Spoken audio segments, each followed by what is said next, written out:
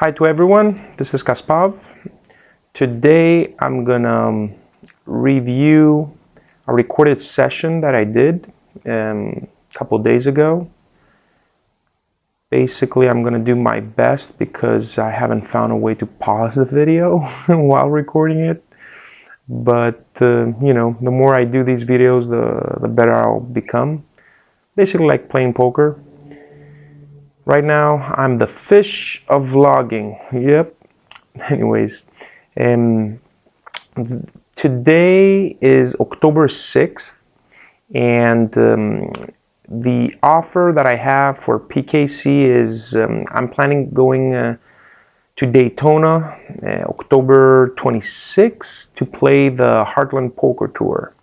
So whoever you guys take advantage of this offer and basically create an account on PKC in my community, you're going to get a free raffle to a 5% stake. So, and you can increase your odds for every $100 that you deposit. So if you deposit, for example, $300, you're going to get the total 4 raffles for this 5%. So take advantage. Just to create an account is pretty much free, so it won't cost you anything. At the same time, you can go in, browse the app, see other players play, open some tables, and if you decide that it's something that you want to give a try, why not? I'm going to be here to support you anyway, so don't hesitate to call me or text me. Alright, so let's go here. Like I told you, I don't have the ability to pause. So we'll see here any interesting hands. We can discuss them briefly. You're going to see basically the way these players play, their holdings. Tens. This is an obvious open. And all tables are 5, 10, 20. And the 3 tables from the left have 2 ante, and the one on the right is 5 ante.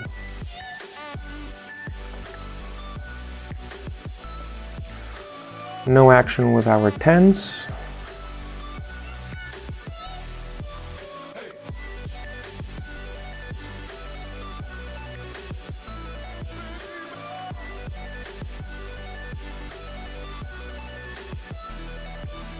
For some reason, I did not defend Queen 10 offsuit.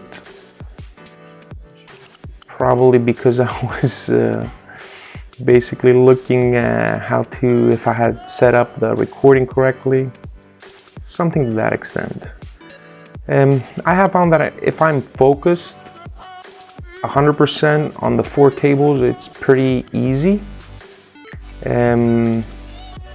If I need to multitask and do other things, then it becomes a little bit of a challenge. But you should be able to multi-table. The way I multi-table is PKC allows multiple accounts. So I have downloaded on my computer an emulator, and I use BlueStacks, I think it's called. And I open four accounts, 4 tables, put them next to each other and start grinding. The only problem with that is that you have to have your funds, your bankroll basically divided into 4 pieces. But because the deposit and withdrawals with PKC is basically I'm gonna fold that if I remember correctly.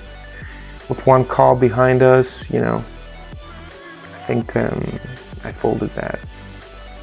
Yes, and I did. King 10 suited. I'm gonna defend there. A case can be made for 3 betting. I felt it just to call. I didn't want to be blown off a hand as good as a King 10 suited. We flopped top pair, and I believe I check raised this, like a value protection bet.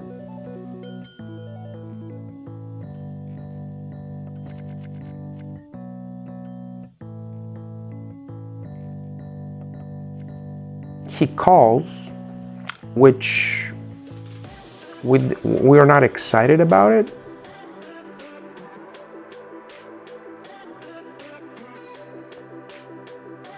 Queen Jack hand there, I'm gonna steal.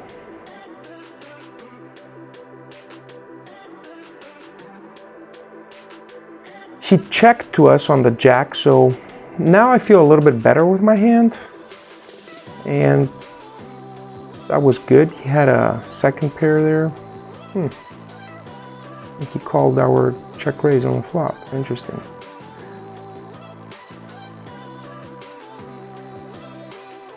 Here I'm going to punish the limpers.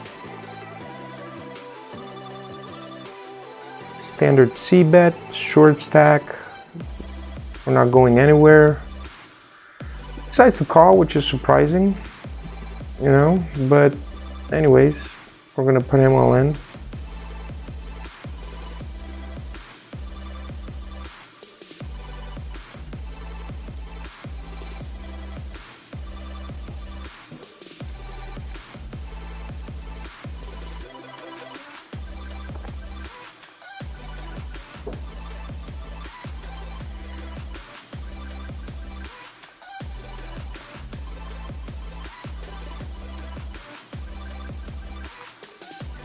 Like I was saying before, deposit and withdrawals are pretty much very fast. So if you need to balance your bankroll between your accounts, it's pretty simple to keep. I try to keep, you know, 5 to 10 buy-ins, somewhere to that extent on each account. Currently I'm grinding 5, 10, 20.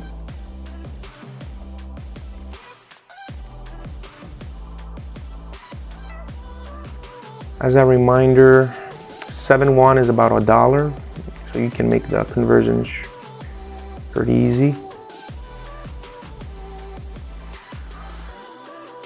Whoever has followed me in the past knows that you know, I was never a cash player.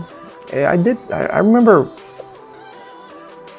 6, 7 years ago, I think I did an attempt to grind cash unsuccessfully. This year, since last December, I became a COP member at Crush Live Poker because I wanted to study cash, and in particular live cash.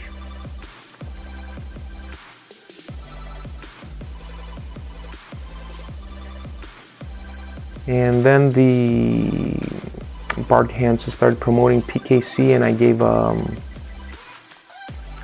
a try, and I saw that this format, you know, the 3 blind structure plus ante, it suits my style, and at the same time, competition is pretty soft. So you're gonna see that I do mistakes, but even with those mistakes that I do, I'm still winning in the long run. So I'm gonna keep doing it until I don't win. I don't know. Basically the challenge.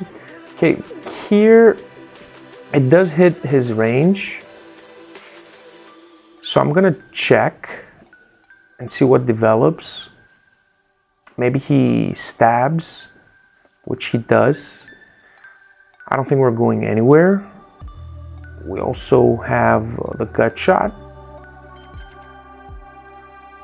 I'm just gonna call and reevaluate the river, which gives us a straight, and he checks, if I remember correctly. Yes, I do remember that hand.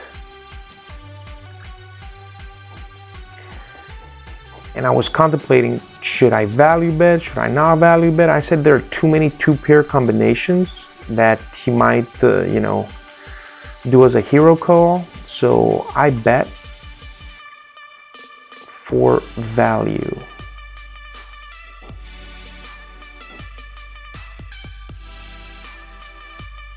And we got snapped by basically a 6. He had a 6-2, 6-3 suited. That tells you how wide these people play.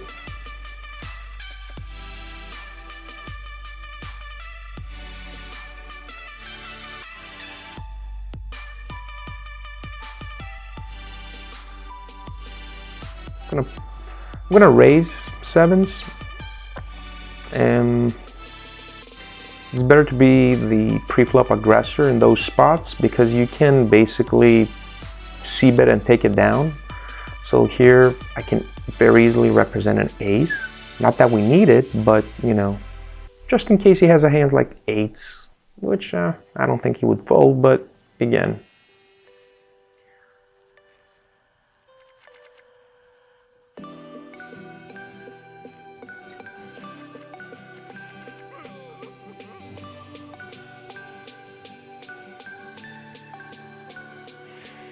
You can see those 5 betting sizes. When you play from an iPad or a tablet or on the emulator, you can basically adjust the settings there. Against 2 opponents, I think it's better to check on that board. Board becomes even worse. Basically, check, give up with our 8s.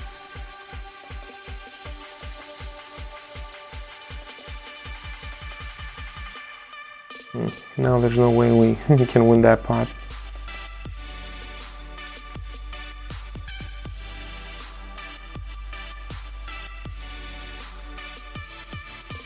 If you play from a mobile phone, you won't be able to. You're gonna have the 3 buttons with preset. I believe it's half pot, 2/3, and pot.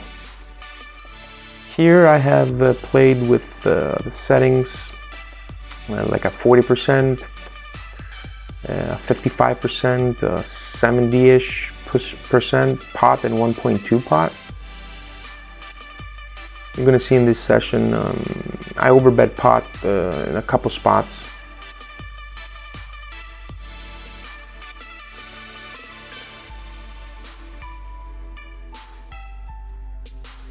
If you start your strategy pre-flop, you're pretty much, sorry about that, totally forgot to put it on mute, which I'm gonna do right now.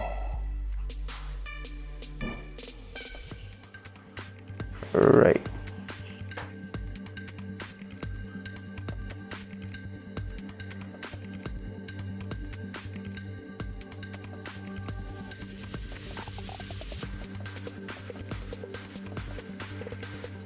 The way this software is structured, it's very recreational. It attracts recreational players. You're gonna see that it has features that recreational players love. You can send a voice message to all the players. You can do a lot of you know, nice things there. There I'm gonna bet. We have a couple backdoor straighting possibilities and flush, backdoor flush. So I think I'm gonna throw a c-bet there, very easy. Take it down.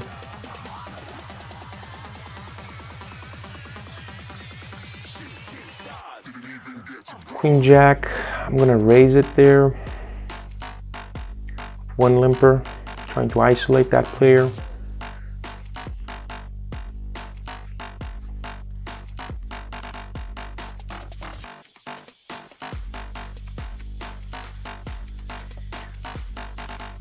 Personally, I have, I use you can get notes on players, and you can color code them.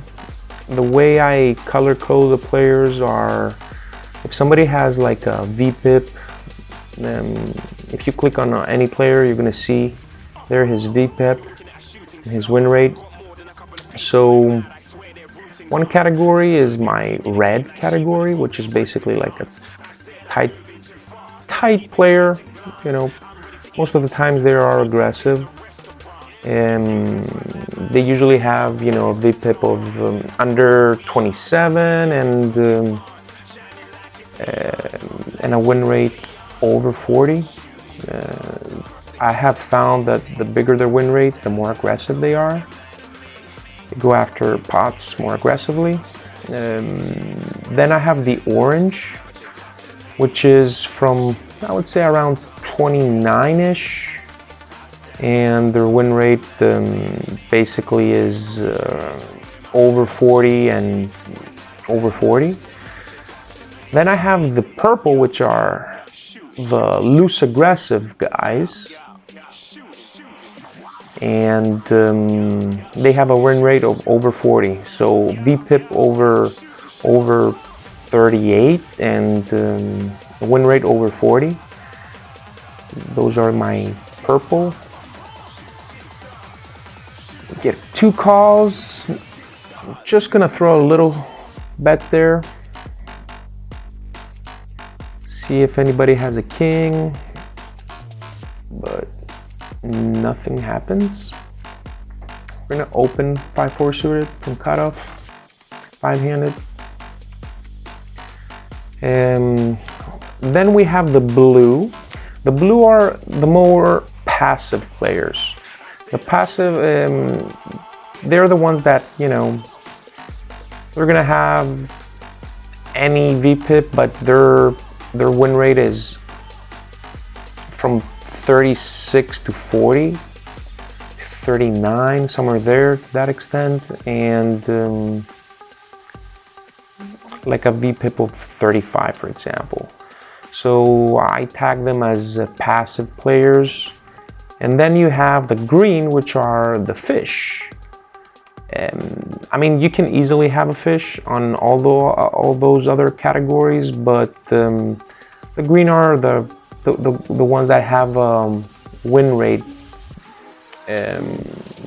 basically around under 36, something to that extent. We're gonna set mine, our 4s there.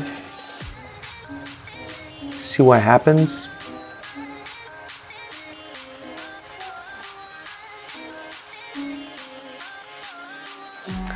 If you hear a piano in the background, that's my daughter.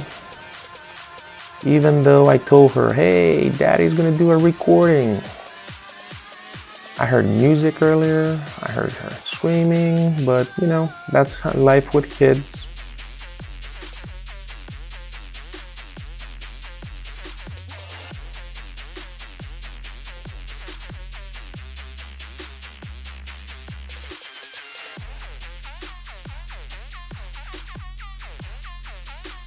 That player is a fishy player with those kind of stats.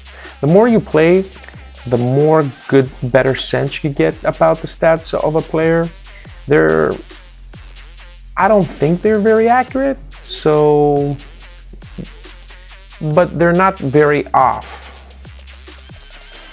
Sometimes you'll find, you know, players with, you know, reggy stats doing crazy things.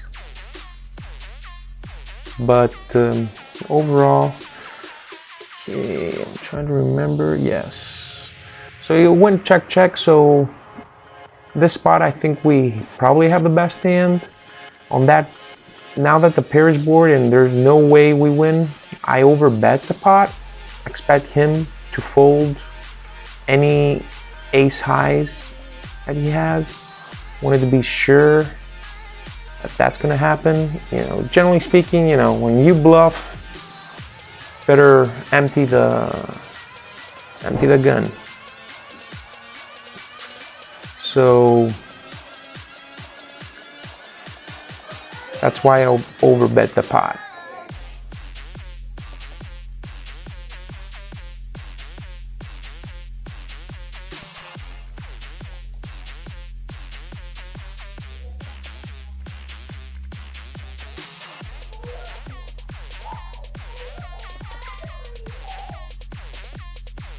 get a walk here.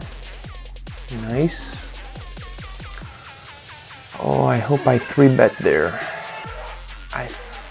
Oh, there was a 3-bet. Because of his stack, I cannot 4-bet bluff there, so I'm just gonna fold. If we were deeper, I would consider a 4-bet bluff.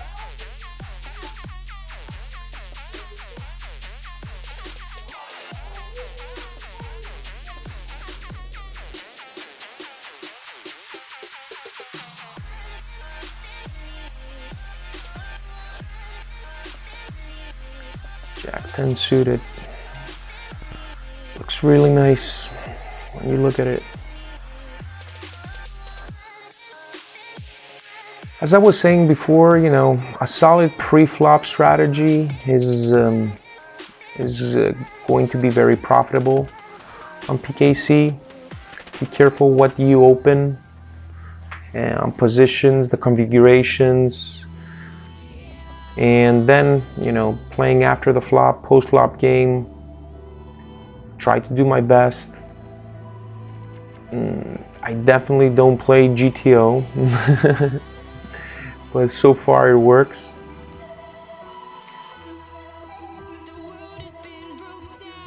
I bet there with a flush draw. You know, when the queen paired, you know, the possibility of him having a queen is less, so I continue the aggression. But because I have played a hand with this player in the past, and I know that he calls with monsters, I pretty much check. I'm gonna use the reveal here so you can see how strong he is. I'm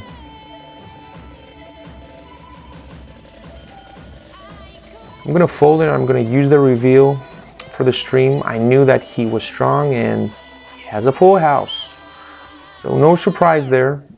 You need to keep attention the way these players play, and you're gonna, you know, because somebody could say, oh, why didn't you, you know, bluff the river? Dude, I've played with his player few hands, and he has something strong there. That's the feeling, the sense that you get while playing with these players. So when tables become very short-handed, four-tabling becomes a little challenge. You don't have enough time to basically make decisions. So usually when I multi-table, I start closing the tables.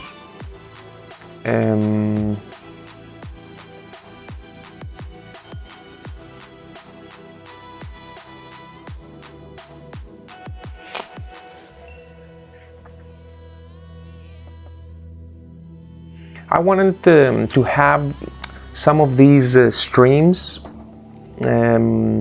just because I like you to see, and also, you know, hands that I fold. You know,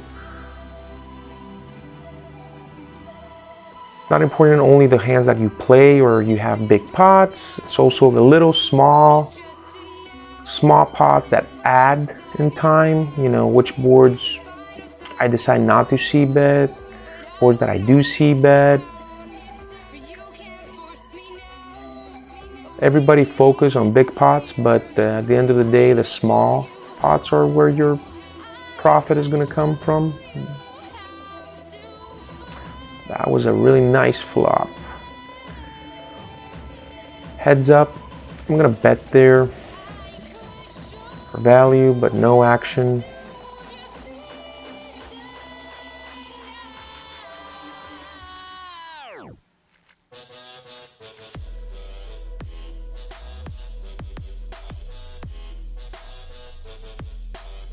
Generally, I rarely slow play. I mostly bet with my value hands because these dudes call. So if you have given the impression of an aggressive player, they're gonna call down light, and that's why My bluffs have to be very specific.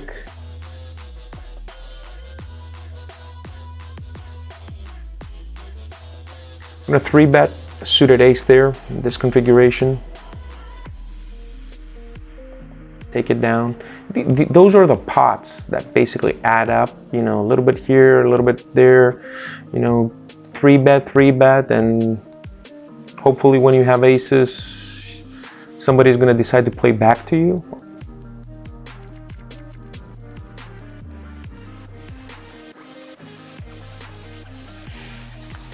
As I was saying, while reviewing a live session, it's pretty difficult to explain and what do I have in my mind at that time.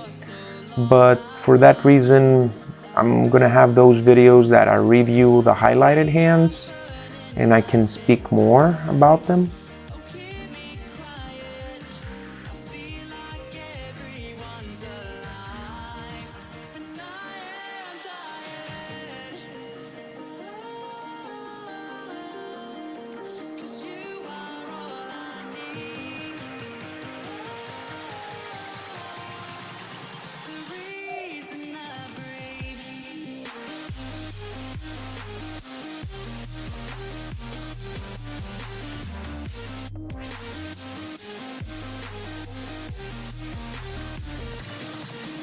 I gave up.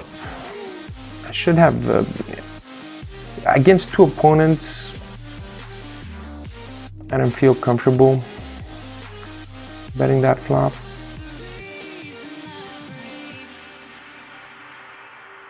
I would most certainly need 2 barrels to take that down.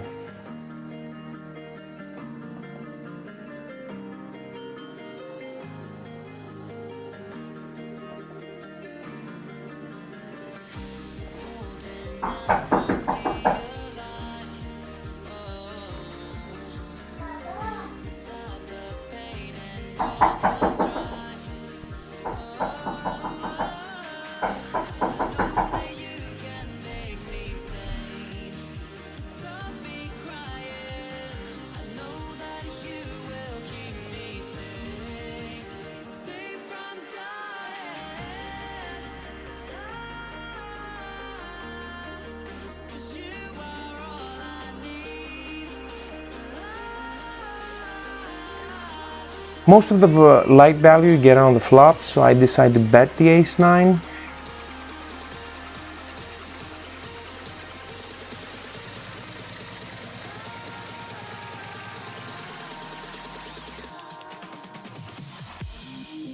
I'm gonna defend there probably with ace-8 suited.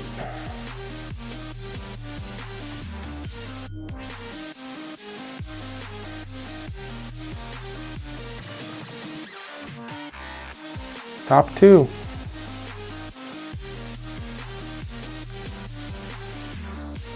Standard 3-bet from the small blind. Take it down.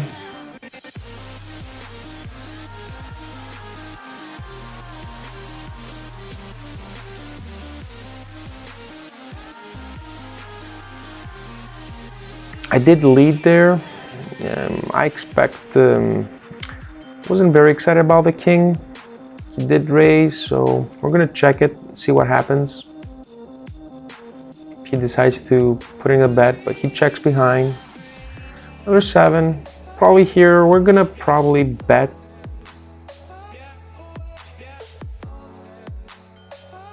I feel that we do have the best hand there. So I don't know what he was trying, probably making a move. Maybe he had a flush draw with a pair. He folded.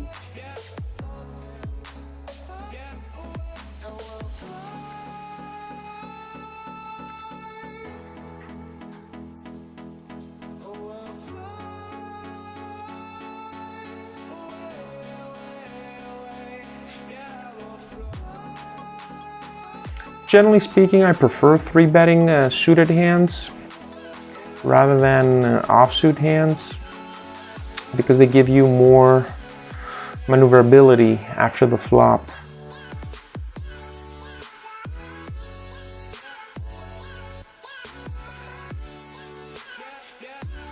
Nice queen there.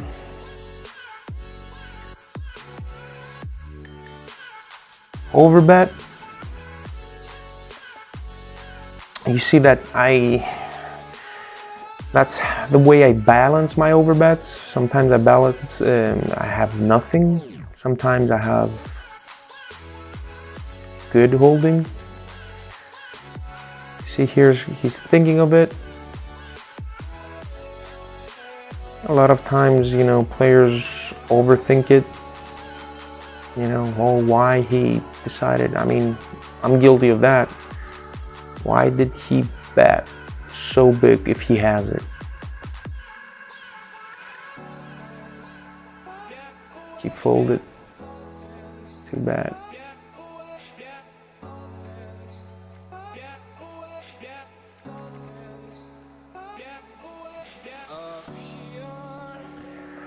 A good thing with the heads up here is that I get the opportunity to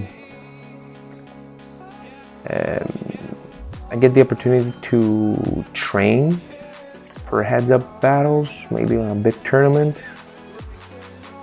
So whenever possible, I do play.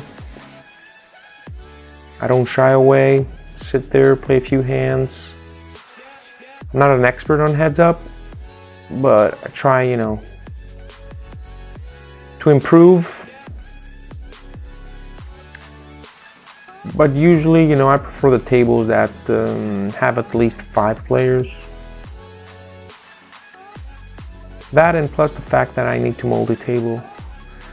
Currently, I had an active recording, so I said to myself, okay, let me keep these tables until they start, you know, breaking up, and then we could finish the video.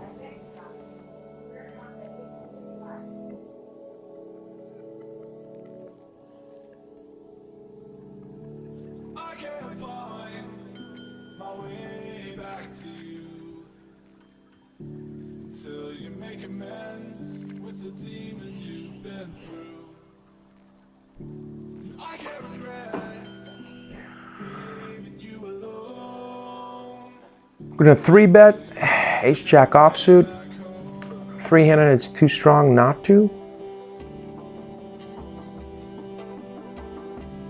We're gonna open ace-3 suited.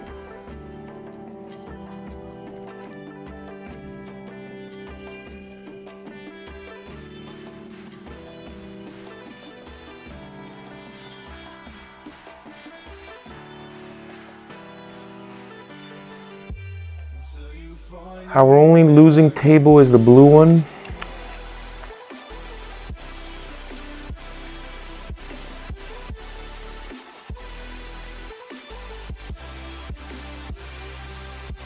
The other 2 tables were running pretty decent.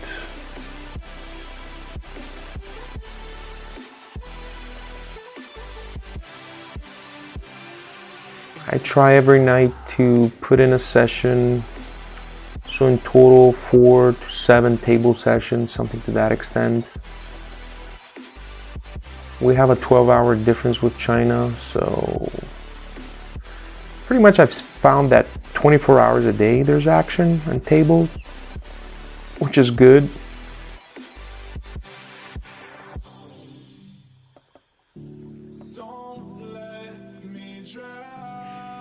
When I first started, I did a $300 deposit just to start getting a feel of the site. I lost it. I deposited again, another $500, and pretty much that was it. After I built my bankroll, starting adding accounts, going up to limits, I did some tries, 25, 50, 10, 20, 40. 10, 20, 40, I believe I'm positive. 25, 50, 100. I'm negative, but very small sample. And the swings are bigger in those stakes. So we'll see in the future if I start putting some shots there. But for now, I'm focusing on 5, 10, 20.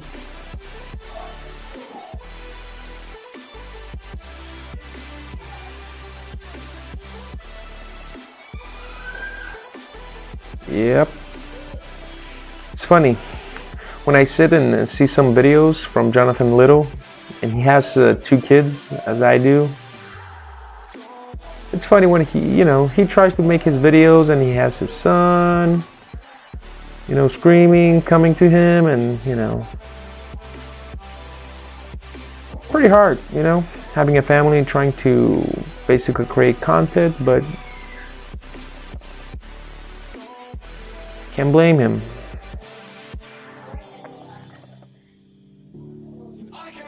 Head out flush there, bet. There, I'm gonna bet for protection basically. You see he threw us a bucket of water. Basically he doesn't like, recreational players or one tabling, they don't want, they don't want you to delay. They want you to play hands. Anyway, I'm gonna start closing the table slowly. Kasspav there, won 1385. 1. That's basically, say $700 is $100, so $170, something to that extent.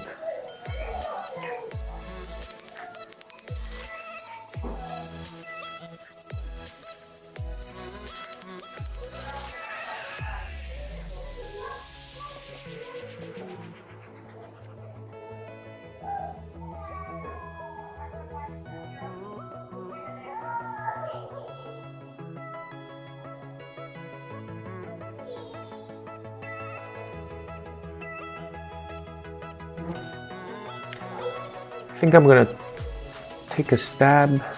He leads out.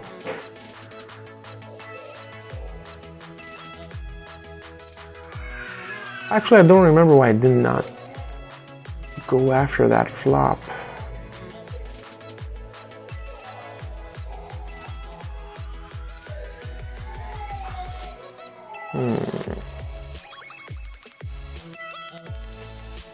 Can do nothing much now.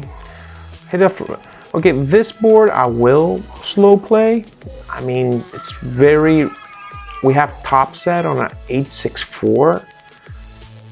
Yeah, usually I don't, slow play, but I don't think he has more, anything. Now that the 10 came, I think we can bet there. See what happens.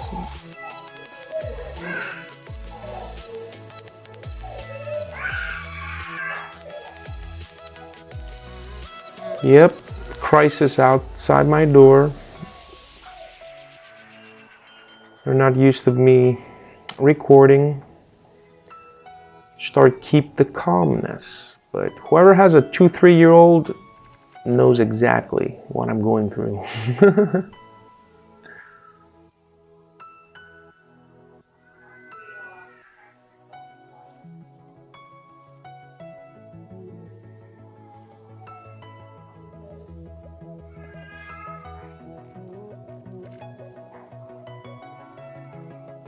He calls for King Queen. Yep, that was a nice pot. I don't know what he was thinking on the turn, to be honest.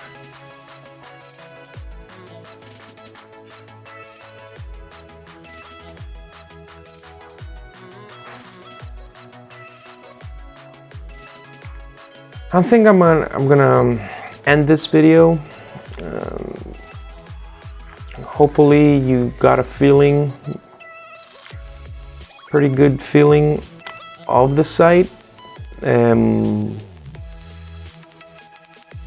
know live recording is pretty much, hard to explain until I find a way to pause the video and be able to discuss the hand in detail. Don't forget about my offer. Free account, you get a raffle for 5% stake on the Heartland Poker Tour, which I'm gonna play on October 26th.